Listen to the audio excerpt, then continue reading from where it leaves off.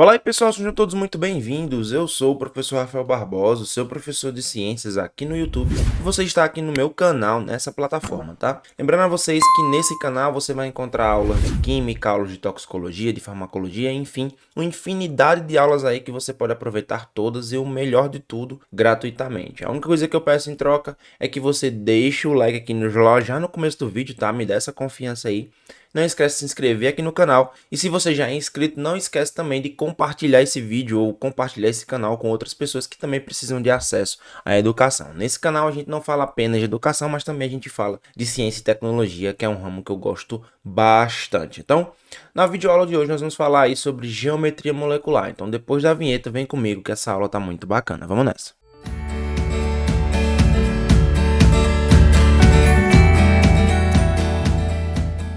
Bom, galera, não é de hoje que você deve saber que, do ponto de vista químico, né, do ponto de vista molecular, a forma como os átomos, né, os átomos eles estão dispersos no espaço, influencia diretamente na sua constituição, tá? E a isomeria espacial que pode nos comprovar isso.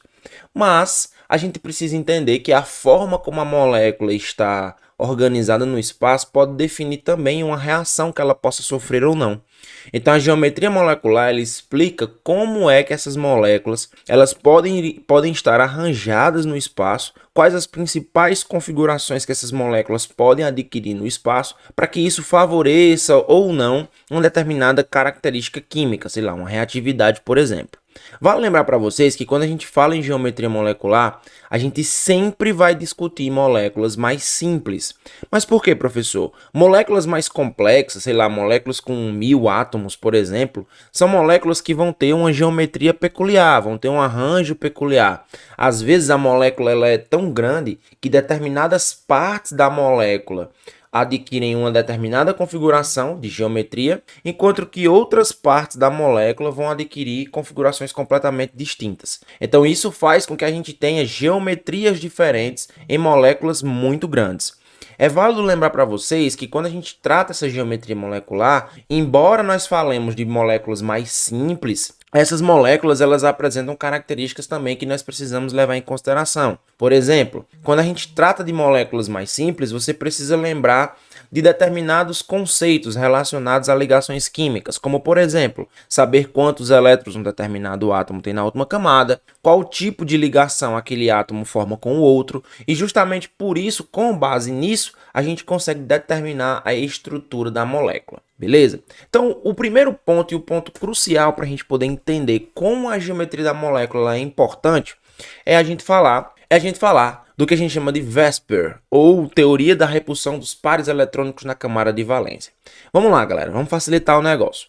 Quando um átomo ele se liga com outro, é bom lembrar que essas ligações interatômicas, né, ou ligações químicas, elas são ligações eletrônicas, elas levam em consideração os elétrons. Basicamente, nós temos três tipos de ligação. A ligação iônica, onde ocorre doação de elétrons e recebimento, né, óbvio. A ligação covalente, onde vai ocorrer o compartilhamento. E a ligação metálica, que é aquela onde você tem um modelo específico para os metais, que a gente chama de modelo de mar de elétrons, tá? Especialmente no caso das ligações iônicas e covalentes, é importante a gente lembrar que em alguns casos, nem sempre todos os elétrons da camada de valência, ou seja, da última camada de um átomo, participam daquela ligação. Então, alguns átomos eles apresentam o que nós chamamos de elétrons livres. E esses elétrons livres eles vão determinar muitas vezes como a geometria daquela molécula vai se posicionar no espaço. E justamente por isso é importante conhecer essa teoria de repulsão dos pares eletrônicos. Como uma ligação química ela é feita por elétrons, se eu tenho um átomo que tem pares disponíveis, ele vai gerar o que nós chamamos de força de repulsão. O professor deu um exemplo, claro. Vamos olhar aqui para a molécula de água. Olha só, tá aqui a molécula de água, que você já deve conhecer, tá? Quando a gente escreve a molécula de água assim, a gente não vê problema algum, perfeito? Mas é bom lembrar que o oxigênio, galera, ele tem dois pares de elétrons disponíveis. Como as ligações químicas elas são geradas por elétrons também, e esses elétrons ambos têm carga negativa, concorda comigo que esses elétrons de cada uma das ligações eles vão se repelir, e isso vai fazer com que seja possível a criação de um ângulo, que nós chamamos de ângulo de ligação. Ângulo de ligação. Ou seja, todas as vezes que a gente precisa desenhar a geometria da molécula, nós precisamos levar em consideração os pares de elétrons disponíveis. Caso eles existam. É claro que em alguns outros casos eles não vão existir, mas caso eles existam, nós devemos levar isso em consideração. A geometria da molécula ela vai depender de alguns fatores. O primeiro deles é do número de átomos que a gente tem ao redor do átomo central, e nós vamos entender quando é que a gente define um átomo central. E a gente vai observar também a presença de elétrons não ligantes. Como eu mostrei para vocês no slide anterior, se eu tenho elétrons livres, isso pode fazer com que haja uma angulação, e essa angulação específica vai gerar uma geometria da molécula também específica, tá certo? Então, o primeiro tipo de geometria que nós vamos estudar são as de moléculas diatômicas, ou seja, são constituídas por apenas dois átomos. As famosíssimas substâncias simples, tá? Então, as substâncias simples, como é o caso, por exemplo, do gás hidrogênio, do flúor, do cloro, todos eles são moléculas diatômicas, são formadas por dois átomos. No caso de moléculas compostas também, né, de substâncias compostas, como é o caso dos ácidos fluorídrico e clorídrico, também são moléculas diatômicas, só que tem um detalhe, os átomos eles são diferentes, então nós temos moléculas constituídas por dois átomos de elementos diferentes. Então olha só, se a gente pegar aqui o hidrogênio, a gente vai lembrar que o hidrogênio ele tem um elétron na camada de valência, portanto ele forma um tipo de ligação covalente, ele vai compartilhar os elétrons com outro átomo de hidrogênio.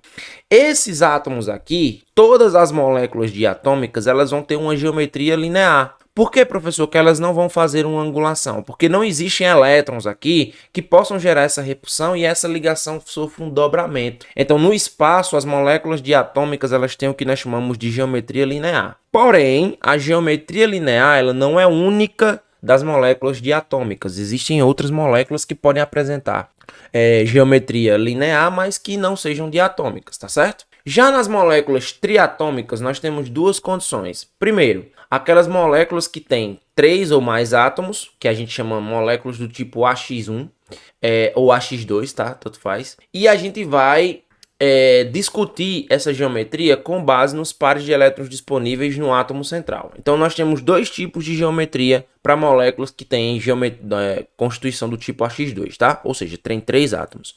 Elas podem ser lineares, quando o átomo central ele não tem par de elétrons disponíveis, ou elas podem ser angulares, quando o átomo central tem par de elétrons disponíveis. A pergunta que você pode me fazer é, professor, como é que eu vou saber que o átomo central ele tem pares de elétrons disponíveis ou não? Ou melhor, como é que eu vou saber quem é o átomo central? Beleza? Primeiro ponto, o átomo central é definido pela menor atomicidade. Então, por exemplo, no caso da água, quem tem menor atomicidade, o hidrogênio ou o oxigênio? O oxigênio, então ele é o átomo central. No caso do CO2, quem é o átomo central? É o carbono, porque ele tem menor atomicidade. Mas nesse caso aqui, são 3 átomos de 3 elementos diferentes. Aí não tem erro. O do meio, literalmente, é o meu átomo central, tá bom? Então, nesses casos, vamos lá. O primeiro tipo de ligações é quando você não tem elétrons ligantes no átomo central. Então, quando você não tem elétrons ligantes no átomo central, ou seja, não ligantes, perdão, no átomo central, como é o caso aqui do carbono, ele vai ofertar uma geometria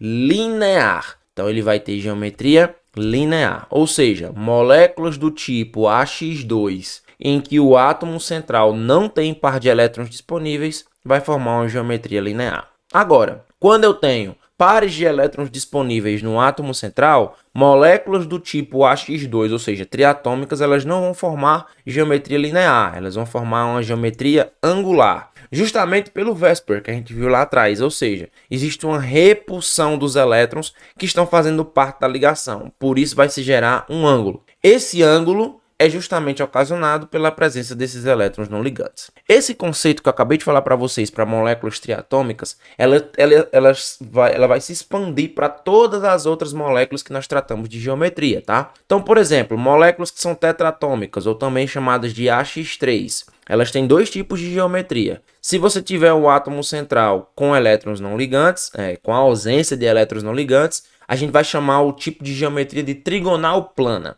Então, aqui no caso do BH3, nós temos um boro aqui no centro que não tem pares de elétrons disponíveis. Pelo fato dele não ter pares de elétrons disponíveis, ele gera uma geometria do tipo trigonal plana.